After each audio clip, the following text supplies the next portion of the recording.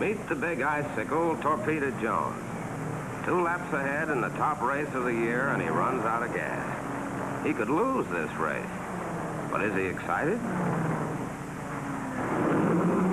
Now he's in a hurry, but he isn't taking unnecessary chances.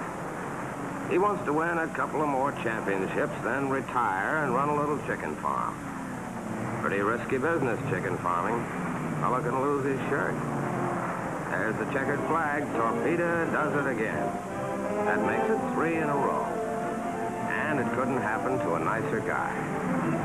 You have to know Torpedo to know there's something more behind that grin than the thrill of another championship. It so happens that every time Torpedo wins a race, he saves a bunch of lives. That statement can be explained as follows. Off the speedway, Torpedo spends most of his time trying to persuade amateur drivers to drive like professionals. He believes amateur drivers make the highways a lot more dangerous than the speedways.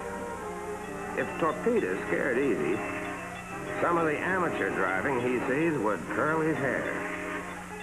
He says some amateurs don't like to read signs and won't even learn from other amateurs' mistakes. Torpedo feels sad enough when he sees grown-up amateurs, but he gets downright melancholy when he sees young drivers going haywire. That's why he travels around the country talking to people just starting out behind the wheel. He knows that if they learn to drive like pros, the highways will someday be safe for everybody. Torpedo wears the big smile when he wins a race because he knows a champ is always welcome wherever he goes. Well, I promised you earlier this semester that you'd have an opportunity to hear a guest speaker. And today's the day. But before introducing him, let me review briefly what we've covered so far. We began with a study of the importance of highway transportation in the United States, how the increasing use of trucks has helped the growth of commerce, and how the automobile has made it possible for all of us to go beyond the borders of our towns and cities in search of business, pleasure, and recreation. You found out how important it is to drive a car with consideration for the other fellow on the highway, courtesy and good sportsmanship. You found out our emotions, anger, happiness, worry, can make us dangerous drivers if we let those emotions show themselves in the way we handle a car. Are you through shifting gears, Mr. Oldfield? In road practice outside, on the driving area, and on the quiet side streets of town, you learned the simple fundamentals. The instruments in the driver's compartment. You tested the car's controls. And I kept close tabs on you in our dual control training car. You practiced starting and stopping. You learned how to back properly, make turns, and park parallel. And I've tried to get across the fact that driving a car is a two-handed job. However, there's one thing you can't learn in theory, and that's wheel sense. That special knack of handling a car as if you are part of the car and the car is part of you. But I know you're all anxious to meet our guest, a man who has won 3 national championships in automobile racing. He's still in one piece. Mr. Ralph Torpedo Jones. Mr. Jones. You know, Torpedo would rather lose a wheel going 2 miles a minute than make a speech. But you'd never know it when you hear him talking about wheel sense. What's wheel sense? Well, Torpedo says it's when you're courteous to the other driver and a good sport about his unintentional mistakes. When you can keep tight control of your car and handle it smartly in a jam. When you know stopping distances. When you know and use proper hand signals. And when you can spot the telltale actions that telegraph what pedestrians and other drivers are going to do before they do it. Torpedo is one of those Phi Beta Kappas when it comes to studying drivers. He watches them by the hour, so he can tell people who want to develop wheel sense how to spot people who don't. Watch out for the cutworm, says Torpedo. He wants the piece of road you're occupying, so he'll cut you right off the road in his rush to get somewhere. Where he goes, you wouldn't want to be. But like most amateurs, he'll have an alibi. When I drive, I keep moving, see? The head of the line, that's for me. I don't like to poke along behind a string of cars, so I cut in front and set the pace. At the head of the line. Then there's the amateur Torpedo calls the Bush League batter. Throw him a curve and he strikes out. All the way out. After it's over, this kind passes the buck and starts an argument. I hope you noticed, Max, that I beat you to that curve by a country mile. And I also got here first. As a matter of fact, Shorty, I got here first. But who cares? If it hadn't been for you passing on a curve, I'd be watching a ball game right now. Yeah? Yeah.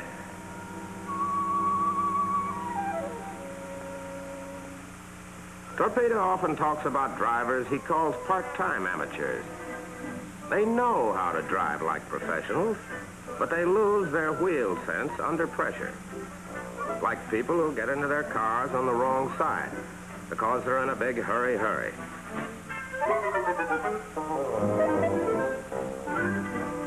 Then they get absent-minded, get mad at the car, the other guy, and themselves. They get so deep in their own stew, they talk to themselves. And then they pass up required reading matter, such as stop signs. All of a sudden, one thing leads to another.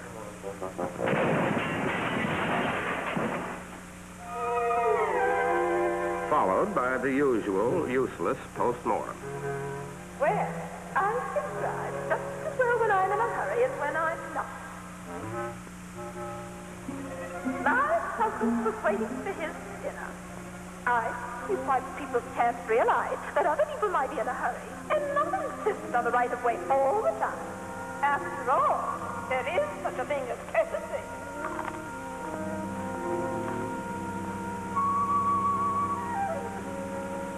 At this point, Torpedo switches the subject from amateurs who are out of this world to professionals who have to face it. Pros understand speed and control and know how to put them together. For example, here's something that could happen to any driver.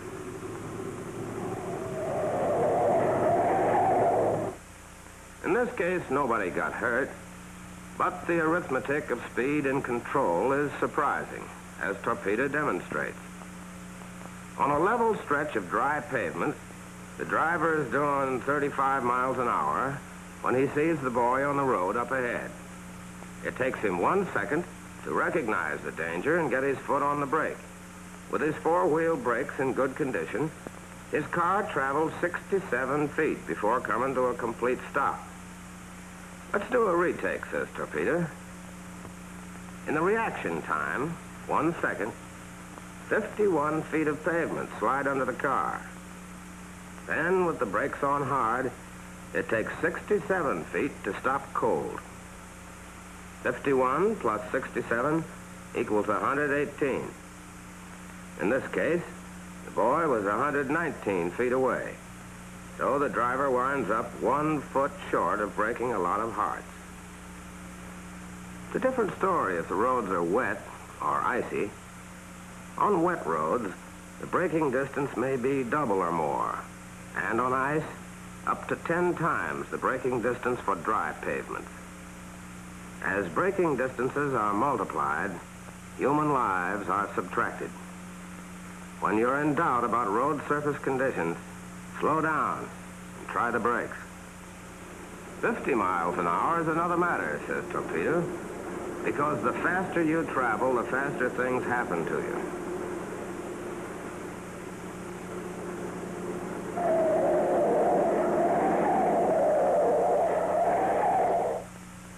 The answer to this one makes a newspaper headline, plus an obituary. Cold figures tell the story. Although the speed is greater, the reaction time is the same, 1 second. However, in that 1 second, the car going 50 miles an hour travels 73 feet, as compared with 51 feet at 35 miles an hour. Under ideal conditions, good brakes and dry, level pavements, the car will travel 137 feet farther before it can be brought to a stop. 73 feet reaction distance plus 137 feet braking distance equals 210 feet. In this case, exactly 10 feet too many.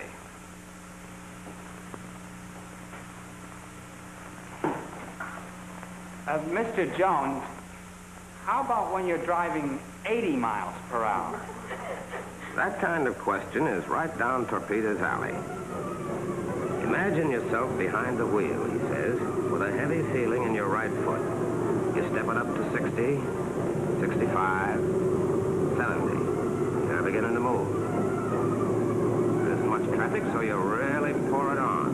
75, 80, 350 feet ahead, the road clogs up. In 1 second, your foot hits the brake. 117 feet go by. Now it's 200, 300. Look out!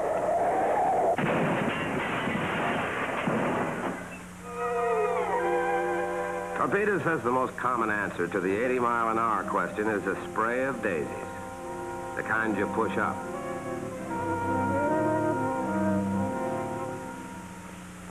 What a guy. He can take the speed out of a speed boy and make him a friend in the bargain. You know, the sports writers say that Torpedo is very fussy about the racing car he drives. Sure, he built it himself. He's fussy about his family car, too. He didn't build it, but he knows exactly why it's a safe automobile. He says it's part of wheel sense to know how to take advantage of the safety that's engineered and built into today's automobile. Torpedo says the average person has his own mental picture of how a passenger car is put together. Kind of rough outline that calls for a chassis appearing from somewhere to meet a nice-looking 5-passenger coupe body that pops down from somewhere else. One body might be blue and another red, or something like that.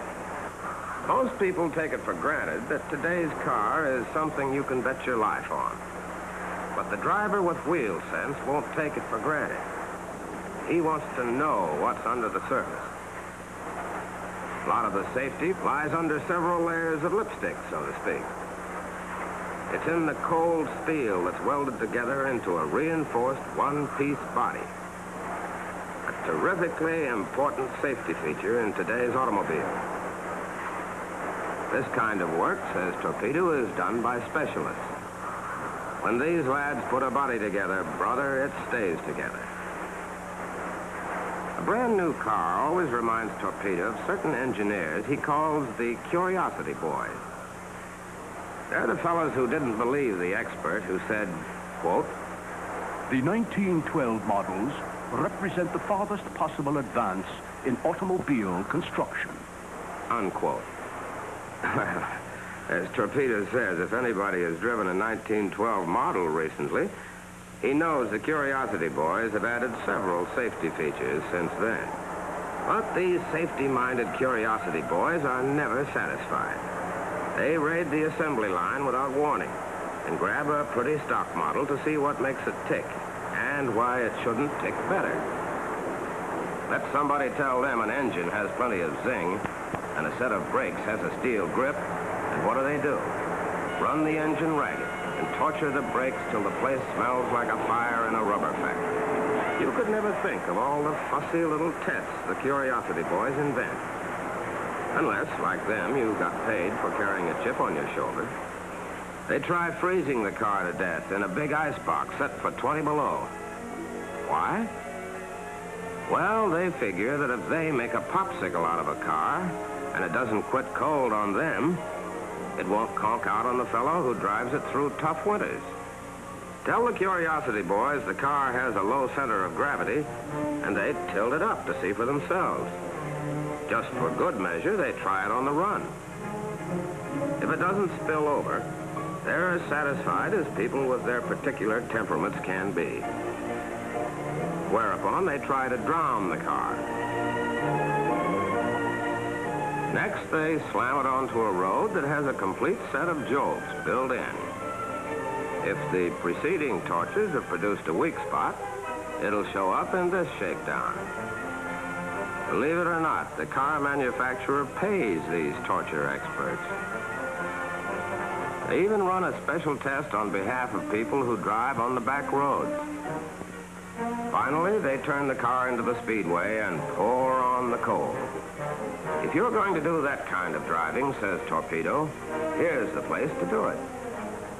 Test drivers burn up the road for hundreds of miles, checking speed, gas and oil consumption, pickup, drift, and brake action. If the car comes through, the Curiosity Boy in charge checks it out on the score sheet. His job is finished. The rest is up to the Curiosity Boys in service stations all over the country, who will maintain today's cars in safe condition if the owners have enough wheel sense to give them a chance.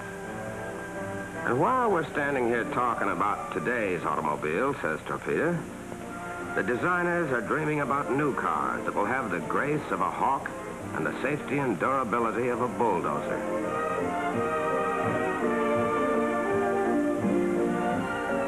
They're the Curiosity Boys who never look at the calendar because it's always next Tuesday for them. The next model is their challenge. And right behind them are the fact and figure boys, the engineers who change dreams into down-to-earth blueprints. And back of them are still more Curiosity Boys, forever testing mechanical improvements for tomorrow's automobile.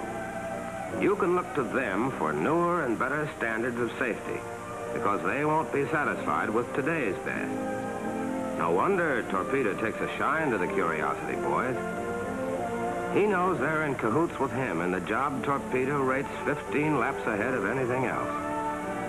The job of teaching wheel sense to the new generation of drivers. Well, maybe I shouldn't get personal, but it so happens that I'm Torpedo's mechanic, the guy who nurses his racing car. Naturally, I see the boss under all kinds of pressure. He's what I'd call a slow starter and a fast finisher, whether he's on the speedway or the speaker's platform. And when he's through, even a speed boy has a pretty good idea what wheel sense is all about.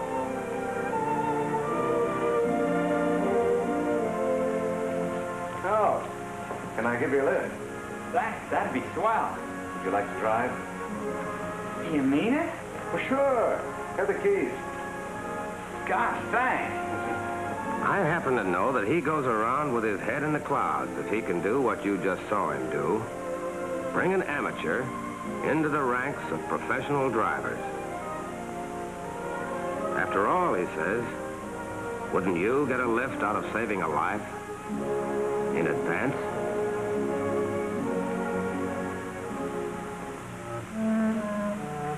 Hey, Mac. Uh-huh. How do you spell amateur? A-M-A-T. Oh, so you've been taking notes. It's about time. You're right, Mac. It's never too late to learn wheel sense.